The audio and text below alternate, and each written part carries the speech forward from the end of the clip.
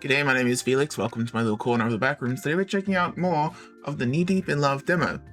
Let's get into it. That's as good a sign as any to get out of the bed. What to do next? Clean my bag, I suppose. Oh gosh, the hellhole that is my bag. It's so incredibly... I want to pretend that my bag would be neat. It would absolutely not be. I would just shove shit in there, dude. Messy with random papers and scissors thrown everywhere. As I dig through my bag, I notice a stack of paper that doesn't feel like mine.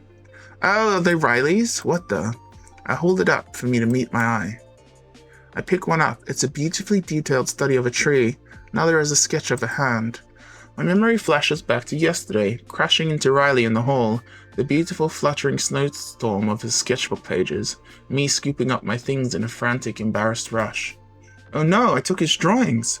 And I think I ripped one? Let's put the ripped pages back together. Oh my god, Key! I don't even need to see the full thing of this to know that it's me. I remember making this character.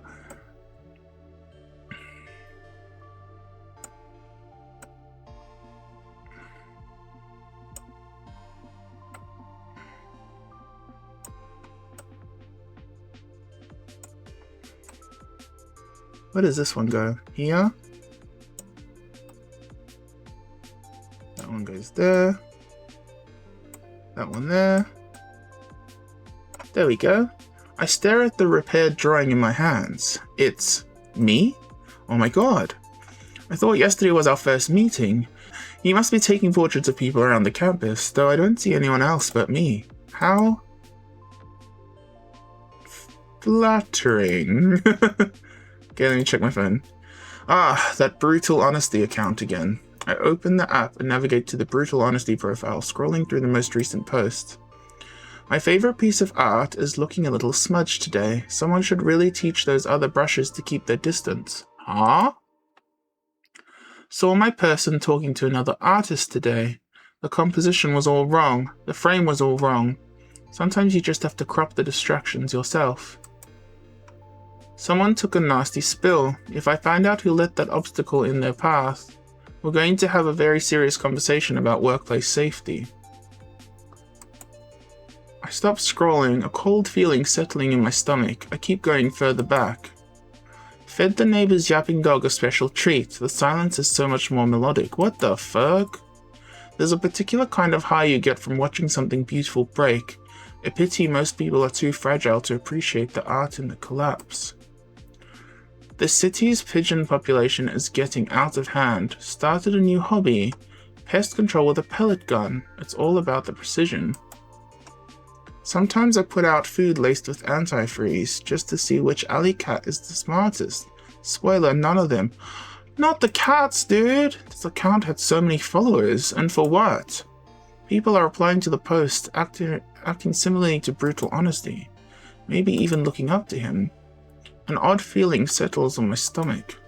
Just then, the front door clicks open. Heavy, familiar footsteps. Anthony's back.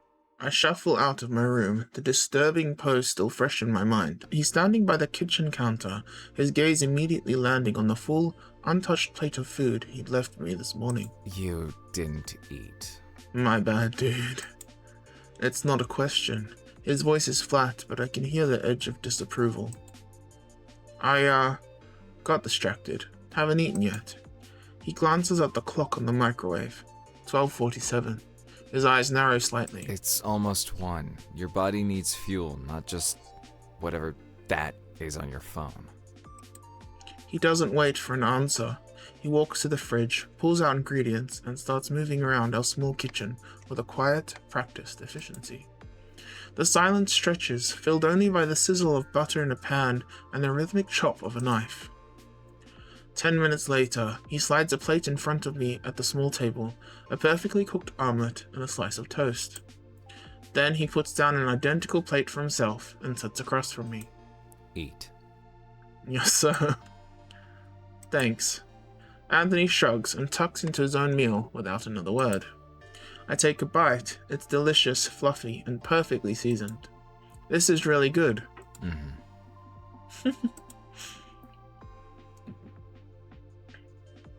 Where'd you learn to cook like this? He doesn't look up from his plate. Necessity. Oh. He barely misses a beat. He motions to my plate, and the food's still left on it. It's gonna get cold. Eat. Okay, damn, sorry. We eat in silence for another minute. You're staring. Sorry, my bad, dude. Sorry, just thinking. Don't hurt yourself. Damn, okay. A beat of silence, then I see the faintest, almost imperceptible twitch at the corner of his mouth. Was that a joke? From him? Just as I'm about to take another bite, my phone vibrates on the table. An unknown number. I hesitate, then swipe to answer. Hello? A young man's voice, bright and slightly frantic, bursts from the speaker. Hi, yeah, finally. Look, I've been waiting for over a week. Where is it? The tracking number is useless. What? I think you have the wrong number. No, this is the contact for Sparkle Maid Services, right? I ordered the deluxe package, black lace trim, very specific instructions. No, dude. Sparkle Maid?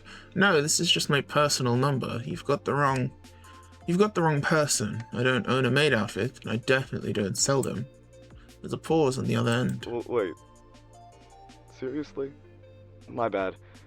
The website was sketchy anyway. Sorry to bother you. No worries, dude. In the background, Anthony, having finished his food, stands up and takes his plate to the sink. Want some tea? Sure. His low, rumbling voice is unmistakable, even from a few feet away. There's a sharp intake of breath on the other end of the line. No way. Was that Tony? Tony? My blood runs cold. Tony? Nobody calls Anthony that. Who is this? Is this who I think it is? From Pebblestone? The one who face planted in the cafe and then tackled Riley? How do you know all this, dude? My jaw drops. How does he know all that? How do you... Small campus. And Tony's voice is pretty memorable. Look, this is too perfect. I'm Cal. We've got like 3 mutual friends. Tell Tony his favorite comp sci major says hi. Okay. I look over at Anthony, who is now leaning against the counter, arms crossed, watching me with a deeply unamused expression. He'd clearly heard his name. He says he's Carl? Your favorite comp sci major? Anthony's expression darkens. He lets out a short, weary sigh that speaks volumes. Hang up. Damn, what? Okay. I heard that. Rude. Don't hang up, you. This is a way better connection than a maid outfit. We should totally hang out. I don't know about that. I'm caught between confusion and laughter. This is the weirdest wrong number call I've ever had. Stick with me. It won't be the last. See you around. Oh, and tell Tony I expect my damn maid outfit. Why would he have it? The line goes dead. I'm left staring at my phone, then at Anthony, who looks like he's just bitten into a lemon. So, Tony, huh? Don't ask. Okay. Anthony deftly ignores my insinuation, instead motioning in my direction. Hand me your plate. Okay. I'm left to tidy up all the plates while Anthony diligently washes them, not a single complaint crossing over, even though he cooked the dishes as well. Just as I'm putting the last plate in the drying rack, my phone buzzes in my pocket, then buzzes again, and again. By the way, it's Carl. Saved your number, just so you know. I'd prefer if you hadn't, but okay. Also, tell Tony the black lace is non-negotiable. So, you and Tony, roommates, huh? That's interesting. Very interesting. Anyway, you seem fun. We should def hang out. I know all the good spots on campus, and all the gossip. Just saying, you do seem to know all the gossip. I can't help but laugh, shaking my head. Your friend Carl is persistent. Anthony doesn't even turn from the sink, but his shoulders tense slightly. He's not my friend. Oh, he seems to think he is. I retreat to my room for the rest of the afternoon, letting the weird energy of the day settle. I scroll through my phone, half-heartedly attempt to read for class, and eventually just end up watching videos. A few hours later, Anthony wordlessly leaves a container of leftover pasta and a fork outside my door. No note, just a quiet tap to let me know it's there. I eat at my desk. The food is simple but good. The text from Cal sit open on my screen, a bizarre, cheerful punctuation mark in a day that had started with such dark thoughts. As I turn off the light, my phone lights up one last time. Ding ding ding! Really? It's the middle of the night. I groan and sink deeper into the pillow. My back protests with a dull ache. Serves me right for skipping stretches all week. Mum would have a field day if she saw me like this. The noise goes off again. What app even sounds like that? I haven't downloaded anything weird. Recently, anyway. Wait, it's just an email? I squint at the bright red glow from the screen. Not again. No, I'm just going to ignore it. It's just an email this time anyways. I toss my phone onto the bedside table and roll over. Ding ding ding ding ding ding ding ding ding! Oh, come on! I sit up, hair sticking in all directions, glaring at the screen like it personally insulted me. My inbox flashes with unread mail until one line catches my eye. The game has begun. I blink and read it again. The words don't disappear. The email reads, "You've been chosen to participate in a fun new game. You have many secret admirers, lucky you. And because you so graciously accepted the terms of service, now you will be bestowed with the power, aka a highly sophisticated affection tracker, that was installed onto your smartphone the moment you opened this email. You're welcome. Power, heart echo, function, the ability to sense who loves you so deeply they'd commit murder for your sake. Sorry, what? Also includes a short profile of your target. You are the one I've been waiting for. If you have any questions, you may not call me. I'm mysterious like that." What the fuck? Yeah, sure. Totally legit. I roll my eyes and scroll down. It looks ridiculous. Yet, the one line echoes in my head. "And because you so graciously accepted the terms of service, now you will be bestowed with the power, aka a highly sophisticated affection tracker, that was installed onto your smartphone the moment you opened this email." Wait, what? Oh no, no. Tell me it didn't just... I flip to the home screen, and there it is. A deep red icon, glowing like it owns the place. Heart echo. This reminds me of Persona 5, dude. I shouldn't open it. I really shouldn't open it. Curiosity wins. The app opens. "Welcome, thanks for your participation. Below is a list of all those who would commit murder for your sake, ranked from the most obsessed to relatively sane. Milo Green, Riley Sinclair, unknown, Anthony Hayes." All of them? And Anthony is the least? Riley is second? What the fuck? Legal disclaimer. Heart Echo is not responsible for any crimes of passion committed in your honor. By using this app, you assume full responsibility for all outcomes. P.S. For the sake of your own safety, Heart Echo advises that the existence of this application remains a secret. Or else, who knows what might happen. Good luck. Milo. It's so Milo. He's probably behind this prank. Has to be. Sure. Or maybe Riley? Or Mum? No, that's insane. I rub my temple, my brain's spinning. You've got to be kidding me. Who even is unknown? Why is Anthony on the list, and last of all people? And Milo? Does that mean he actually... No, not thinking about this. I flop back onto the bed, face buried in the plushies, heartbeat loud in my ears. Whatever I did in a past life, it must have been something serious. Sleep finally wins, pulling me under before I can spiral into conspiracy territory. Pancakes. I mumble slowly, sitting up in my bed. Ooh, what time is it? I reach for my phone, blinking slowly as my eyes readjust to the sunlight seeping through my blinds. Hey you, wake up. You're late for class, I think. Oh fuck. I made you pancakes. Thank you. He yells out from the kitchen. I slap myself awake and run over, witnessing Anthony while he sits down to eat. That wasn't yelling, dude. That was very calmly talking. Does he yell? I sit across from him to have breakfast as well, just like we've done for quite a while. I take in the view of the pancakes that stand right in front of me, the maple syrup making the pancakes shine as if they were from a commercial. My hand leaps to dig into the food. Fuck, I'm starting to drool. I need to act fast. My fork stabs the soft golden brown pile, taking a huge chunk out of it. I chew slowly, making sure to savor every last piece of it. I look back up at Anthony, who patiently nibbles on his food. So good. Last night's memories suddenly flood my brain. I have to confirm that whatever happened last night was indeed true. I'm determined to do anything necessary to prove it. Hey Anthony, let's say I hypothetically get hurt. What would you do?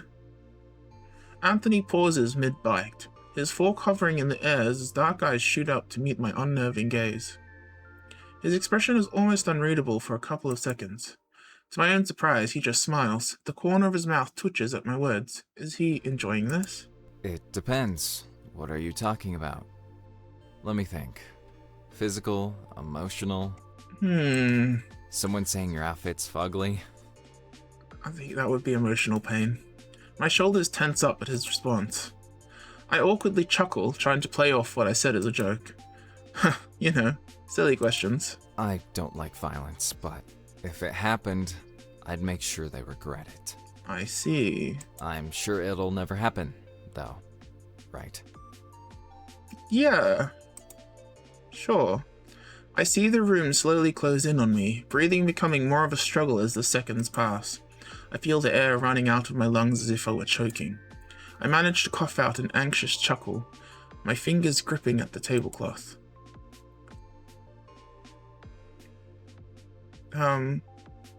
It's good to know I've got someone by my side. Don't worry about it, Yo. Is anyone giving you problems? Oh, no, nothing like that, Anthony. Later that morning, I meet up with Riley in the art studio. The sunlight filters through the tall windows, bathing the room in soft light. He's already there, sketching on a large canvas. His golden hair catches the light, giving him an almost ethereal glow. I pause for a moment, considering him, and the sketch I saw. I think about how it was probably nothing concerning, and how if I'm wrong, then acting coldly towards him will only make things worse. Hey, you made it. He doesn't look up, a small smile playing on his lips. I set my bag down, suddenly nervous. Yeah, sorry I'm late. Riley looks up then, his sharp green eyes locking onto mine. You're not late. I just like being early. Is that so? He gestures to the seat beside him, and I hesitate before sitting. So, I'm guessing you haven't had time to think much about our project yet. Not really. A lot of crazy shit's been happening, dude. I have, sort of, just not a lot. He smiles, soft and inviting. That's why there's two of us, right? Yeah. We work in silence for a while, but I can't stop sneaking glances at him. He looks so focused, so confident in what he's doing. I, on the other hand, feel completely out of my depth. After a while, Riley breaks the silence. You okay? You seem distracted. I nod absent-mindedly. We spend the rest of the afternoon researching symbolism in flowers, and Riley's enthusiasm is contagious. He has this way of looking at art that makes even the simplest detail feel profound. You know, you remind me of this flower. He blinks. What? I shrug, a soft smile on my lips. Strong, vibrant, and hard to ignore. His cheeks heat up and he quickly looks away. You really think so? I do. My voice is quiet but certain. When the session finally ends, Riley reaches into his bag and pulls out a small notebook. Here, take this. It's got some notes and sketches I made for our project. Maybe it'll help if you get stuck? Oh, thanks, dude. I'm about to turn and leave when a voice cuts through the hallway. Wow, look who it is. The man, the myth, the maestro. Oh, is this the guy that called me? A guy with a sharp, knowing smirk leans against the wall opposite the door. Cal, what are you doing here? It is him. What? I can't visit my favorite artist? Anthony hates me too much to hang out, and Milo's been hovering around our friend here like a particularly anxious hawk. Figured I'd ambush the one friend I have left. So this dude just knows everyone. His eyes, full of playful curiosity, land squarely on me. And you must be them. Riley's new project partner. Yeah.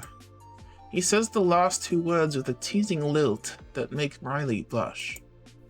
Don't look so startled. Your reputation precedes you. I'm Cal.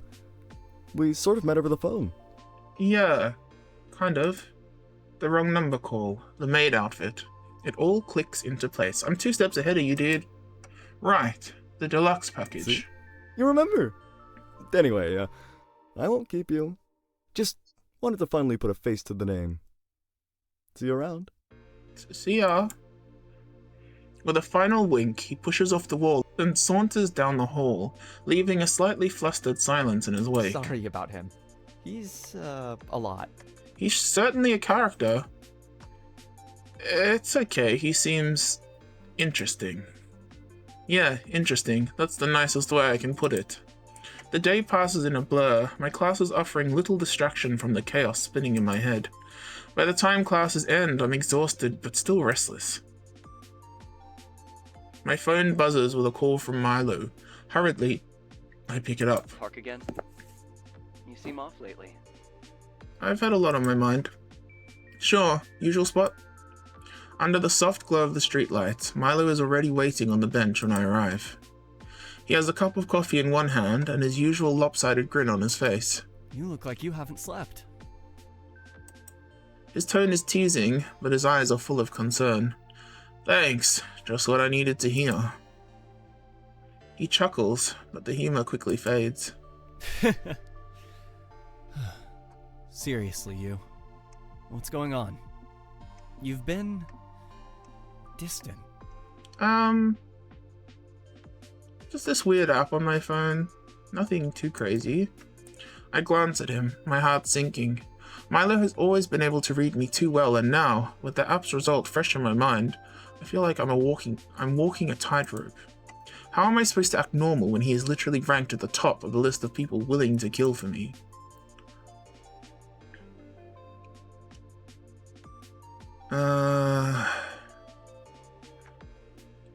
Your hair is going to turn grey from worrying so much. Then so be it.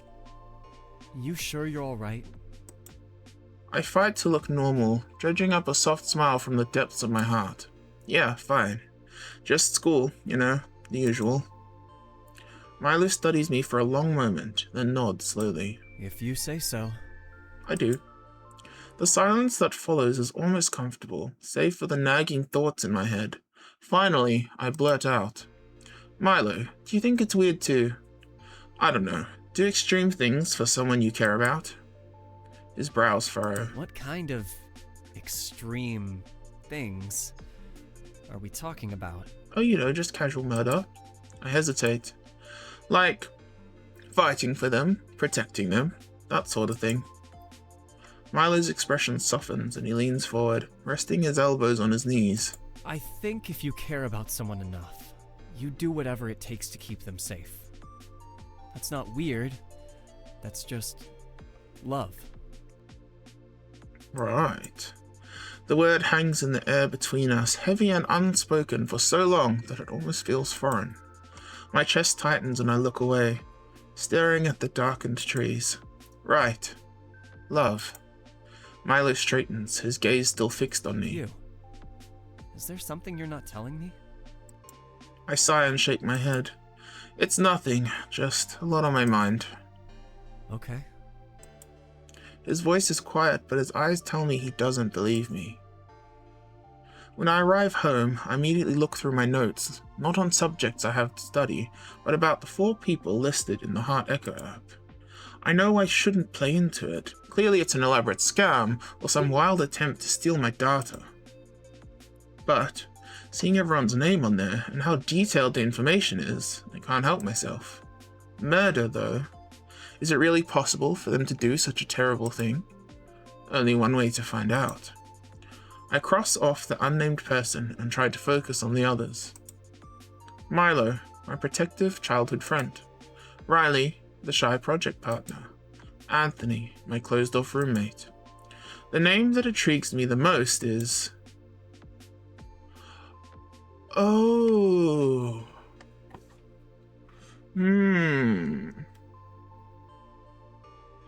Do we want to go the childhood friend, the cute soft boy, or the mysterious edgy boy?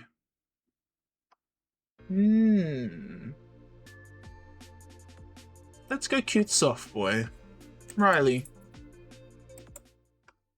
The notification comes the moment I put down my phone. I scramble to pick it up, almost dropping it.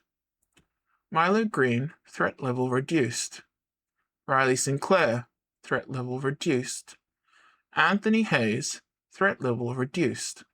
All players no longer present murderous intent. Oh. I stare at the screen until it fades to black. Whoever's behind this sick joke is telling me I made the right choice. Yeah, right. Like that's meant to make me feel better. I tap once, twice, and the screen lights up again. The notification is still there. No longer present murderous intent. It bothers me how it's phrased, like they did before, like it was a given. I think about the pancakes Anthony made me, the coffee Milo brought me, the shy smile Riley gave me. The phone heats up in my hands. I swipe to the left and put it on the nightstand. Murderous intent. Those words linger in my mind. Did it matter who I picked? What makes Riley any different from the other two? Why is he the right choice? It's all too much for me. I slump onto my bed, burying my face into the pillow. This can be tomorrow me's problem. Yeah, we can probably save here. Thank you so much for watching. I hope you enjoyed. Take care of yourself, and I will see you in the next one.